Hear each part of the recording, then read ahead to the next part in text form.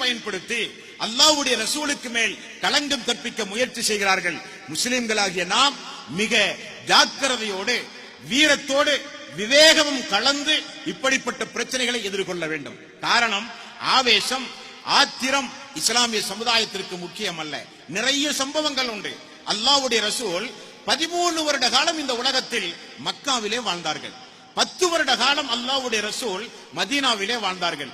23 வருட காலம் அல்லாஹ்வுடைய ரசூல் வாழ்ந்ததில் ரசூலுல்லாஹி ஸல்லல்லாஹு அலைஹி வஸல்லம் அவர்களை கொல்வதற்கு புறப்பட்டவர்கள் உண்டு, கடுமையாக விமர்சனம் செய்தவர்கள் உண்டு, குடும்பத்தோடு காலி செய்ய நினைத்தவர்கள் உண்டு, பொருளாதாரத்தை சூறையாட நினைத்தவர்கள் உண்டு, திருக்குர்ஆனுக்கு களங்கம் கற்பிக்க நினைத்தவர்கள் உண்டு.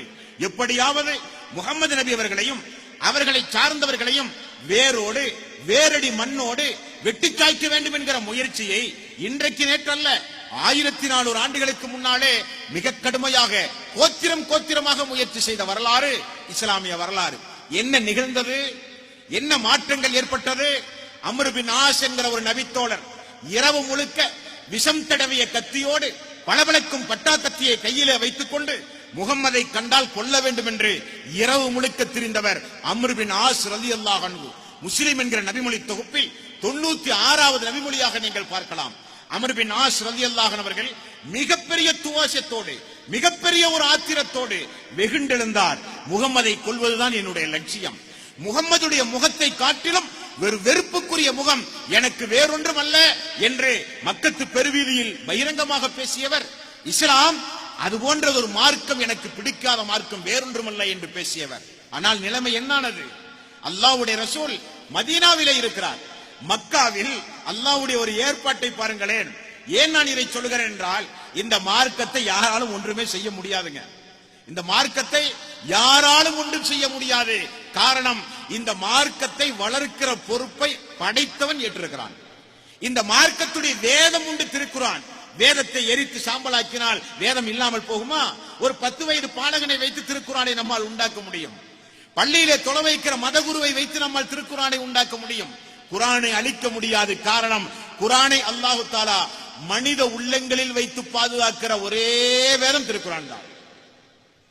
ஓல்டு டெஸ்டிமெண்ட், நியூ டெஸ்டிமெண்ட், பழைய ஏற்பாடு புதிய ஏற்பாடு 2 வேதத்தையும் கொண்டு வந்து உலகத்திலே தீயிட்டு சாம்பலாக்கி கொளுத்தினால் எந்த போப்பாண்டவருடைய தந்தையே கபரிலிருந்து எழுந்து வந்தாலும் பைபிளை அவர்களால் உண்டாக்க முடியாது. நாம் ஒரு 5 வயது பாலகன் சவுதியில இருக்கிற ஒரு 5 வயது பாலகனை வைத்து நம்மால் திருக்குர்ஆனை கொண்டு வர முடியும். அந்த வேதத்திற்கு பொறுப்பேற்றிருக்கிறவன் அல்லாஹ் ரப்பல் ஆலமீன். அந்த மார்க்கத்திற்கு பொறுப்பேற்றிருக்கிறவன் அல்லாஹ் ரப்பல் ஆலமீன். ஆகவேதான் தூதருக்கு அழகுபட ஒரு வார்த்தையை சொல்கிறான், நபியே, இப்படிப்பட்ட சோதனைகளும் துன்பங்களும் விமர்சனங்களும் கஷ்டங்களும் மன உளைச்சல்களும் உங்களுக்கு மட்டும் வந்ததல்ல, உங்களுக்கு முன்னால் இருக்கிற எல்லா இறை தூதர்களுக்கும் வந்ததுண்டு. ஆனால் விமர்சனம் செய்கிறவர்கள் தான் தோற்று போவார்களே தவிர நான் தோற்க மாட்டேன் என்று அல்லாஹ் ரப்பல் ஆலமீன் சொல்லி வளர்த்த மார்க்கம் இஸ்லாம். அப்படி வளர்த்த மார்க்கம் இஸ்லாம். அம்ர் பின் ஆஸ் இரவு பகலாக அலைந்து திரிந்தார் மக்காவில். அல்லாஹ்வுடைய ரசூல் மக்காவிலே வாழ்ந்தும் கூட அலைந்து திரிந்தாரே தவிர அப்படிப்பட்ட ஒரு சூழ்நிலை அவருக்கு கிடைக்கவில்லை. ரசூலுல்லாஹி ஸல்லல்லாஹு அலைஹி வஸல்லம் மதீனா சென்ற பிறகு அபிசீனியாவிலே இருக்கிற நஜ்ஜாஷி மன்னர் இவருடைய நண்பர் அழைக்கிறார், பேசுகிறார். உன்னுடைய உள்ளத்திலே இருக்கிற குரோதத்தை அகற்றி வைத்து முகம்மது யார், அவருடைய போதனைகள் என்ன, அவர் மக்கள் மத்தியிலே சொல்கிற மார்க்கம் என்ன என்று கொஞ்சம் சிந்திக்க கூடாதா என்று சொல்லி சிந்தனையை மெதுவாக தட்டி எழுப்பினார் நஜ்ஜாஷி மன்னர் அபூ சுஃபியான். நஜ்ஜாஷி மன்னர் உடனே சொல்வதை செவிதாழ்த்தி கேட்டு யாரிடத்திலும் ஒன்றும் பேசாமல் மதீனா செல்கிறார். மஸ்ஜித் நபவியில் அல்லாஹ்வுடைய ரசூல் அமர்ந்து கொண்டிருக்கிறார். சுற்றுச்சூழ தோழர்கள் இருக்கிறார்கள். சடனடியாக ஒட்டகத்திலே இருந்து கீழே இறங்கி பள்ளிக்குள் வேகமாக செல்கிறார். யார் இவர்? இரவு பகலாக அல்லாஹ்வுடைய ரசூலை கொல்வதற்கு பாடுபட்டவர். அவருடைய முகத்தை காட்டிலும் அவருடைய முகத்தை போல வேறொரு முகம் எனக்கு வெறுப்புக்குரிய முகம் அல்ல. இந்த அவர் சொல்லுகிற மார்க்கத்தை காட்டிலும் வெறுப்புக்குரிய மார்க்கம் வேறொன்றுமல்ல என்று சொன்னவர். நிறைய தோழர்களுடைய வெறுப்புக்குரியவரும் கூட பள்ளிக்குள் இறங்கி நடந்து வருவதை பார்த்து தோழர்கள் எல்லாம் தன் உரையிலே இருக்கிற கத்திகளை உருவ ஆரம்பித்தார்கள். என்ன காரணம்?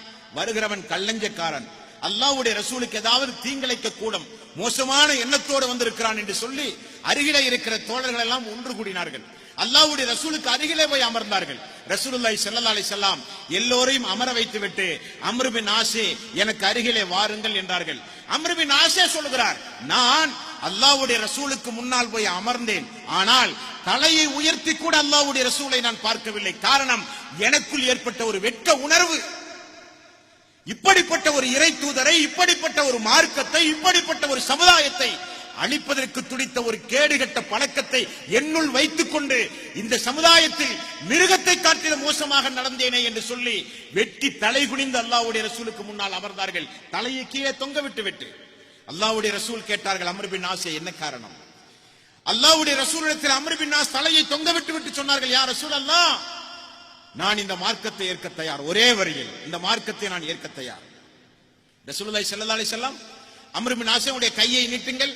அல்லாஹ்வுடைய ரசூல் கையை நீட்டுகிறார். அம்ர் பின் ஆஸ் நீட்டிய கையை மடக்குகிறார். அம்ர் பின் ஆஸே என்ன காரணம் என்று கேட்கிறார். அம்ர் பின் ஆஸ் அவர்கள் சொன்னார்கள், யா ரசூலல்லாஹ், நான் யார் என்று உங்களுக்கு தெரியும். என்னுடைய பாவங்கள் எல்லாம் மன்னிக்க வேண்டும். நான் மறுமை நாளிலே சொர்க்கம் செல்ல வேண்டும். என்னுடைய பாவங்கள் மன்னிக்கப்படுவதாக நீங்கள் எனக்கு வாக்கு கொடுத்தால் மட்டும் இந்த மார்க்கத்தை ஏற்றுக்கொள்கிறேன் என்று சொன்னார். ரசூலுல்லாஹி ஸல்லல்லாஹு அலைஹி வஸல்லம், யார் ஒருவர் ஹஜ்ஜுக்கு செல்கிறாரோ முற்சென்ற பாவங்கள் மன்னிக்கப்பட்டது. யார் ஒருவர் ஹிஜ்ரத் செய்கிறாரோ, நாடு துறக்கிறாரோ மார்க்கத்திற்காக வேண்டி, அந்த தியாகத்தை மையமாக வைத்து அல்லாஹ் தஆலா உங்களுடைய பாவங்களை மன்னிக்கிறான். யார் ஒருவர் இஸ்லாமிய மார்க்கத்தை தழுவுகிறாரோ அவருடைய எல்லா பாவங்களும் மன்னிக்கப்பட்டது என்றார்கள் ரசூலுல்லாஹி ஸல்லல்லாஹு அலைஹி வஸல்லம். வாக்கு கொடுத்தவுடன் பையத்து செய்த இஸ்லாமிய மார்க்கத்தை ஏற்றுக்கொண்டு அதற்கு பிறகு அல்லாஹ்வுடைய ரசூலுடைய நாவினால் மிகப்பெரிய சிறப்புக்குரிய பட்டங்களை பெற்று இந்த உலகத்தில் வாழ்ந்தவர். ஏன் இந்த சம்பவத்தை சொல்கிறேன் என்றால், தூதரை கொல்ல நினைத்தவர்கள் எல்லாம் தூதர்களை கட்டிப்பிடித்து முத்தமிட்டு உறவாடிய மார்க்கம் இந்த மார்க்கம். உங்களுக்கு ஒன்றை சொல்லவா, உமைர் என்கிற ஒரு தோழர் பத்ரு போரிலே தன்னுடைய குடும்பத்தை இழந்து நடுவீதியிலே நின்று கொண்டிருந்த நேரம், அவருக்கு சிறு சிறு பிள்ளைகள் மட்டும்தான் மீதம் உள்ளவர்கள் எல்லாம் நடந்து முடிந்த பத்ரு போரிலே இறந்து விட்டார்கள். சோகமாக மிகப்பெரிய சங்கடத்தோடு கௌபாவுக்கு அருகிலே நின்று கொண்டிருக்கிறார். பக்கத்தில் இருக்கிற சஃப்வான் என்று சொல்லக்கூடிய ஒரு தோழர், அவர் இவருடைய சோகத்தை பார்த்து என்ன காரணம் என்று கேட்கிறார்.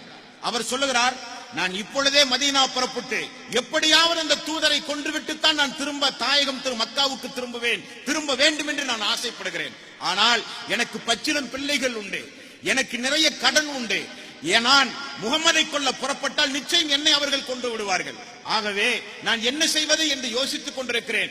என்னுள் இருக்கிற வெறி அடங்குவதற்கு முன்னால் நான் இந்த முகமதை கொல்ல வேண்டும் என்று சொல்லி சஃப்வானிடத்திலே சொல்ல, சஃப்வான் இதுதான் சரியான தருணம் என நினைத்து, உமைரே, ஒன்றும் பிரச்சனை அல்ல, உன்னுடைய குடும்பத்தை, உன்னுடைய மக்களை, உன்னுடைய கடனை என்னுடைய சொந்த பணத்திலே அடைக்க நான் தயார், நீ மதீனா புறப்படு என்று சொல்லுகிறார். அருமையான ஒரு வாய்ப்பு கிடைத்ததாக நினைத்து உமைர் அவர்கள் என்ன செய்தார்கள் தெரியுமா? புகாரி என்கிற நபிமொழி தொகுப்பை படித்து பாருங்கள். உமைர் அவர்கள் இரவு முழுக்க கத்தியிலே விஷத்தை தடவுகிறார். காரணம், முகம்மதை வெட்டி வீழ்த்த முடியாது. முகம்மதை ஒரே குத்தில் விஷத்தை உடம்பிலே பாய்ச்சி எப்படியாவது இந்த பூமியில் சாய்த்து விட வேண்டும் என்பதற்காக வேண்டி இரவு முழுக்க யாருக்கும் தெரியாமல் விஷத்தை தடவிக்கொண்டு மதீனாவுக்கு தன்னந்தனியாக புறப்படுகிறார். அந்த நேரத்தில் பத்ரு போரில் கைது செய்யப்பட்டு இவருடைய சகோதரர் மதீனாவிலே உண்டு. முகமது நபி ஸல்லல்லாஹு அலைஹி வஸல்லம் அவர்களை போய் சந்திக்கிறார். அன்றைக்கும் அதே போல தோழர்கள் எல்லாம், இவன் மிகப்பெரிய கொடுங்கோலன், ஏதோ சதித்திட்டத்தோடு வந்திருக்கிறான் என்பதை புரிந்து அல்லாஹ்வுடைய ரசூலுக்கு முன்னால் எல்லோரும் போய் நின்றார்கள். ரசூலுல்லாஹி ஸல்லல்லாஹு அலைஹி வஸல்லம் அவர்களை பாருங்கள், எல்லோரும் தூர விலகி நில்லுங்கள் என்றார். உமைரே, அருகிலே வாருங்கள் என்றார். மதீனா புறப்பட்டு வருவதற்கு என்ன காரணம் என்று அல்லாஹ்வுடைய ரசூல் கேட்டார். உமைர் அவர்கள் சொன்னார்கள், பத்ரு போர் நடந்து முடிந்த பிறகு எனது குடும்பத்தை சார்ந்த ஒரு நபரை நீங்கள் கைதியாக பிடித்து வந்திருக்கிறீர்கள், அவரை குறித்து நலன் விசாரிக்க வந்தேன் என்று ஒரு பொய்யான காரணத்தை சொல்கிறார். அல்லாஹ்வுடைய ரசூல் சிரித்துக் கொண்டே கேட்டார், அப்படியானால் நேற்று இரவு விடிய விடிய உன்னுடைய வாளில் விஷம் தடவுவதற்கு என்ன காரணம் என்று கேட்டார். ஒரே கேள்வியை தான் கேட்டார். உடனே உமைர் அவர்கள் ஆச்சரியப்பட்டு போனார். காரணம், யாருக்கும் தெரியாமல் நடுநிசையிலே எழுந்து என்னுடைய குடும்பத்திலே இருக்கிற யாருக்கும் தெரியாமல் நான் விஷத்தை தடவிய காரியம் இந்த முகமதுக்கு எப்படி தெரிந்தது என்று ஆச்சரியப்பட்டார். மேலும் ரசூலுல்லாஹி ஸல்லல்லாஹு அலைஹி வஸல்லம் அவர்கள் சொன்னார்கள், சஃப்வானோடு நீங்கள் உரையாடியது, அவருடைய குடும்பத்தை பொறுப்பேற்றது, வாளிலே விஷம் தடவி என்னை கொல்வதற்கு நீங்கள் வந்த காரியங்கள் எல்லாம் என்னுடைய ரப் தூதரின் மூலம், ஜிப்ரீலின் மூலம் எனக்கு அறிவித்தான் என்று சொன்னவுடன் மலைத்து போனார் உமைர் அவர்கள். யா ரசூலல்லாஹ், நீங்கள் என்னுடைய தூதர் தான், என்னுடைய ரப் இனி அல்லாஹ் தான், லாத்து கிடையாது, உஷா கிடையாது என்று சொல்லி இஸ்லாமிய மார்க்கத்தை உடனடியாக ஏற்றுக்கொள்கிறார். யாரெல்லாம் இந்த இஸ்லாமிய மார்க்கம் தழுவி இருக்கிறது பார்த்தீர்களா? சஃப்வான் மக்காவிற்கு மதீனாவுக்கு வந்து போகிற மக்களிடத்தில் விசாரித்துக் கொண்டே இருக்கிறார். மதீனாவில் ஏதாவது பயங்கர நிகழ்ச்சிகள் நடந்ததுண்டா? மதீனாவில் ஏதாவது வித்தியாசமான செய்திகள் ஏதாவது உண்டுமா? சஃப்வான் ஒரு பக்கம் விசாரித்துக் கொண்டே இருக்கிறார். அந்த விசாரிப்பில் மதீனத்து தோழர்களை ஒரு நாள் பார்த்து விடுகிறார். மதீனத்து தோழர்களை பார்த்து கேட்டார், மதீனாவில் ஏதாவது முகமதுக்கு ஏதாவது தீங்கு ஏதாவது ஏற்பட்டிருக்கின்றதா? இங்கிருந்து மக்காவிலிருந்து புறப்பட்ட உமைர் அந்த மதீனாவிலே நீங்கள் பார்த்ததுண்டா என்று கேட்க அன்சாரி தோழர்கள் சொன்னார்கள், பார்த்ததுண்டு. உமைர் மதீனாவுக்கு வந்தார், தூதரை பார்த்தார், மார்க்கத்தை ஏற்றுக்கொண்டார், அவர் எங்களுடைய சகோதரர் என்று சொன்னார். அந்த தோழர் அல்லாஹ்வுடைய ரசூலையும் இஸ்லாத்தையும் அழித்தொழிப்பதற்காக வேண்டி புறப்பட்டு வந்த எத்தனையோ மனிதர்களை எல்லாம் இஸ்லாம் ஈர்த்திருக்கின்றது. உமர் ரலியல்லாஹு அன்ஹு அவர்கள் யார்? அல்லாஹ்வுடைய ரசூலை கொல்வதற்கு மக்காவிலே புறப்பட்டு சென்ற ஒரு மனித பட்டியலில் இவரும் உண்டு. இப்படி இஸ்லாமிய மார்க்கத்தை பொறுத்தவரை அழித்தொழிக்க நினைப்பதெல்லாம் ஒரு காலம் நடக்காது. இது மனிதர்களால் தோற்றுவித்த மார்க்கம் அல்ல, மனிதர்களை படைத்த இறைவனால் தோற்றுவிக்கப்பட்ட மார்க்கம் இஸ்லாம். இஸ்லாம் வாளால் பரப்பப்பட்ட மார்க்கம் அல்ல. இஸ்லாம் வாள்களுக்கு தன்னை இரையாக்கி வளர்க்கப்பட்ட